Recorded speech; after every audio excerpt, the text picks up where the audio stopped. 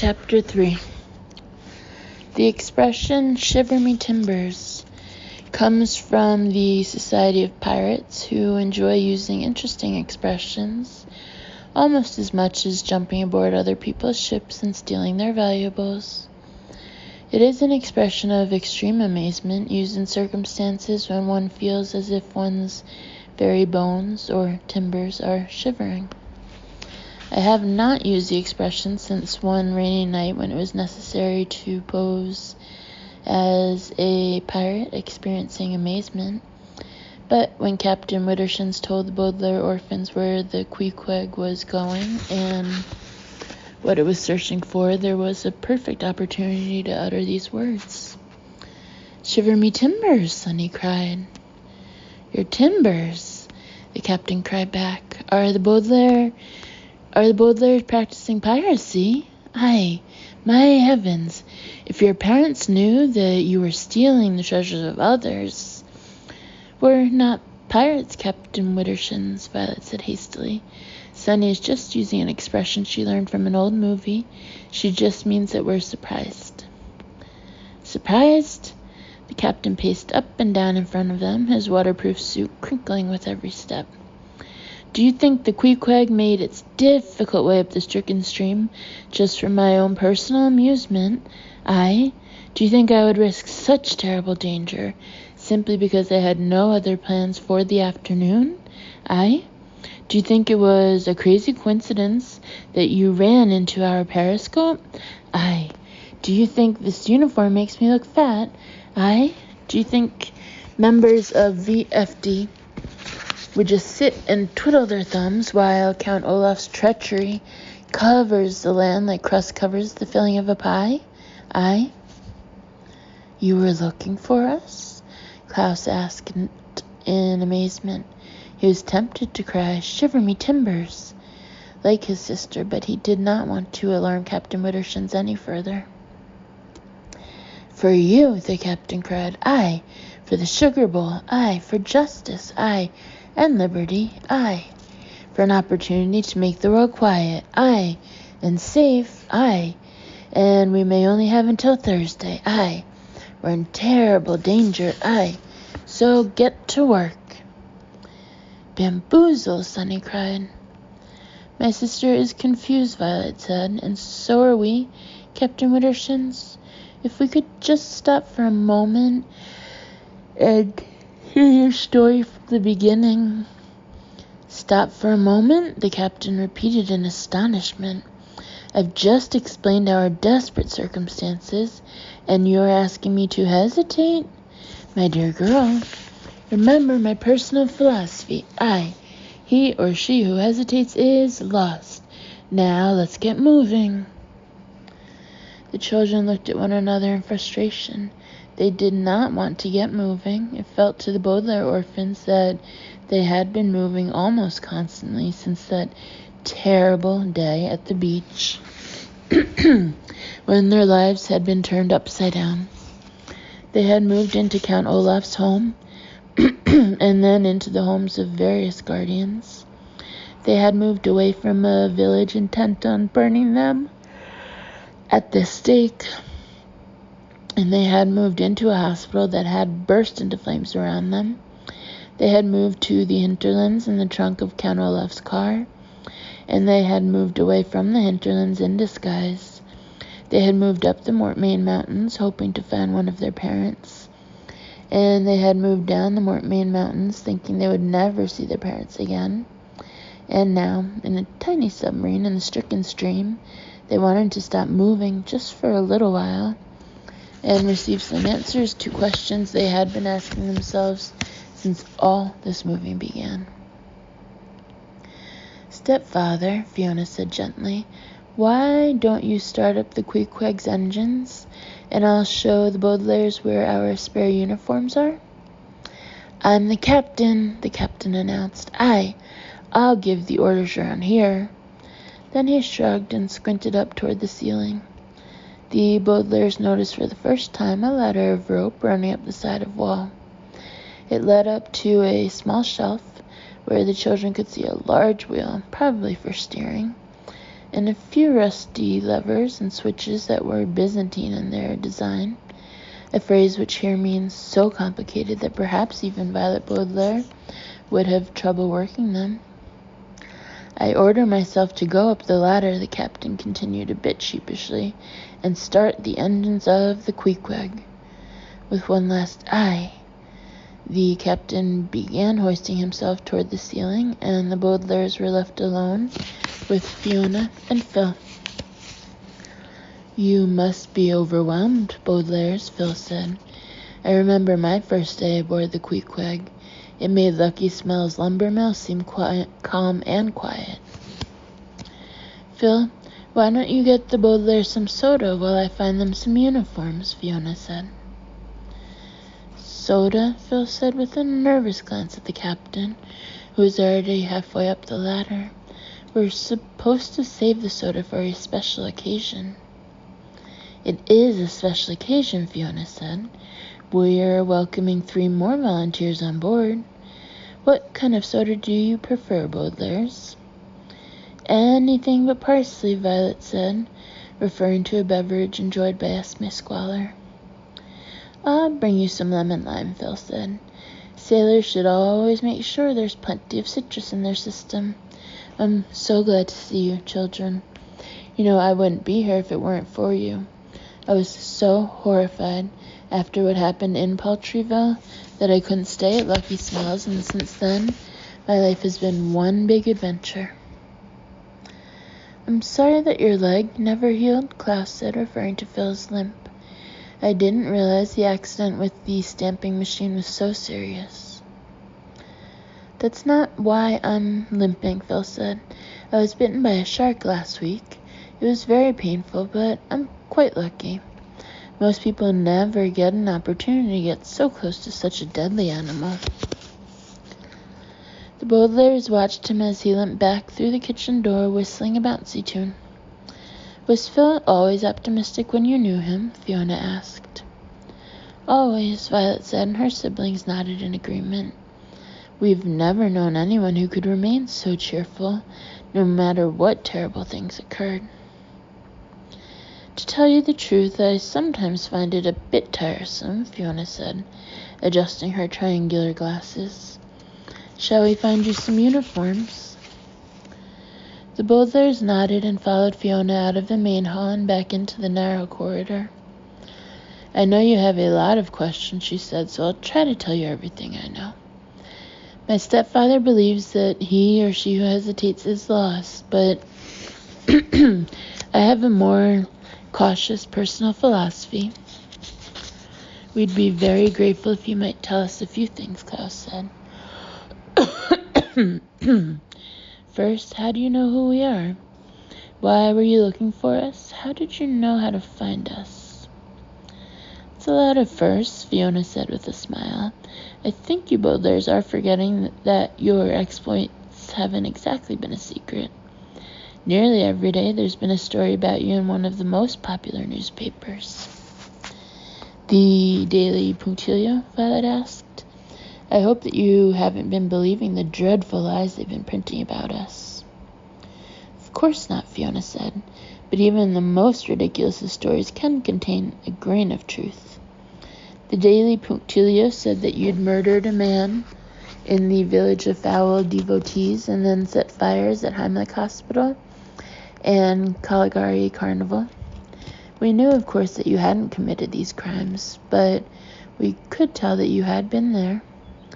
My stepfather and I figured that you'd found the secret stain on Madame Lulu's map and were headed for the VFD headquarters. Klaus gasped. You know about Madame Lulu, he said, and the coded stain? My stepfather taught that code to Madame Lulu, Fiona explained, a long time ago, when they were both young. Well, we heard about the destruction of the headquarters, so we assumed you'd be heading back down the mountain, so I set a course for the Queequeg to journey up the stricken stream. You traveled all the way up here, Klaus said, just to find us? Fiona looked down. Well, no, she said. You weren't the only thing at VFD headquarters. One of our volunteer factual dispatches told us that the sugar bowl was there as well. Deafing Pat? Sunny asked. What are volunteer factual dispatches exactly? Violet translated. They're a way of sharing information, Fiona said. It's difficult for volunteers to meet up with one another, so when they unlock a mystery, they can write it in a telegram. That way, important information gets circulated, and before long, our commonplace books will be full of information we can use to defeat our enemies. A commonplace book is We know what a commonplace book is, Klaus said, and removed his dark blue notebook from his pocket. I've been keeping one myself. Fiona smiled and drummed her gloved fingers on the cover of Klaus's book. I should have known, she said. If your sisters want to start books themselves, we should have a few spares. Everything's in our supply room. So are we going up to the ruins of the headquarters? Violet asked, to get the sugar bowl? We didn't see it there. We think someone threw it out the window, Fiona answered, when the fire began. If they threw the sugar bowl from the kitchen, it would have landed in the stricken stream and been carried by the water cycle all the way down the mountains. We were seeing if it could be found at the bottom of the stream when we happened upon you three. The stream probably carried it much further than this, Klaus said thoughtfully. I think so too, Fiona agreed. I'm hoping that you can discover its location by studying my stepfather's title charts.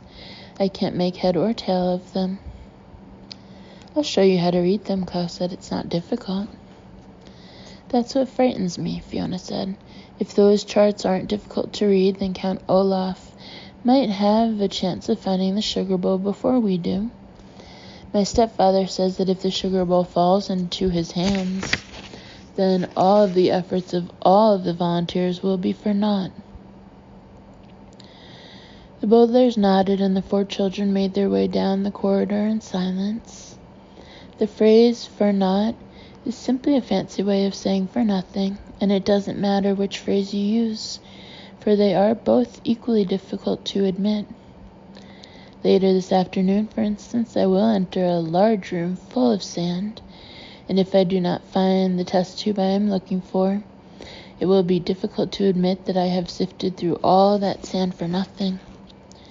If you insist on finishing this book, you will find it difficult to admit, between bouts of weeping, that you have read the story for naught, and that it would have been better to page through tedious descriptions of the water cycle. And the Bowdlers did not want to find themselves admitting that all of their troubles had been for naught, that all their adventures meant nothing, and that their entire lives were naught and nothing if Count Olaf managed to find this crucial sugar bowl before they did. The three siblings followed Fiona down the dim corridor and hoped that their time aboard the Queequeg would not be another terrifying journey, ending in more disappointment, disillusionment, and despair. For the moment, however, their journey ended at a small door, where Fiona stopped and turned to face the Bowdlers. This is our supply room, she said. Inside, you'll find uniforms for the three of you, although even our smallest size might be too big for Sunny. Pinstripe, Sunny said. She meant something like, don't worry, I'm used to ill-fitting clothing. And her siblings were quick to translate. You'll need diving helmets too, Fiona said. This is an old submarine and it could spring a leak. If the leak is serious, the pressure of the water could cause the walls of the Queequeg to collapse, filling all these rooms and corridors with water. The oxygen systems contained in the diving helmets enable you to breathe underwater, for a short time anyway. Your stepfather said that the helmets would be too big for Sunny and that she'd have to curl up inside one, Violet said. Is that safe? Safe but uncomfortable, Fiona said, like everything else on the Queequeg. This submarine used to be in wonderful shape, but without anyone who knows about mechanics, it's not quite up to its former glory. Many of the rooms have flooded, so I'm sorry to say that we'll be sleeping in very tight quarters. I hope you like bunk beds. We have slept on worse, Klaus said. So I hear, Fiona replied. I read a description of the orphans' shack at preparatory school. That sounded terrible. So you knew about us even then? Violet asked. Why didn't you find us sooner? Fiona sighed. We knew about you, she said. Every day I would read terrible stories in the newspaper. But my stepfather said we couldn't do anything about all the treachery those stories contained. Why not? Klaus asked. He said your troubles were too enormous, she replied. I don't understand, Violet said. I don't really understand either, Fiona admitted. My stepfather said that the amount of treachery in this world is enormous, that the best we could do was one small noble thing. That's why we're looking for the sugar bowl.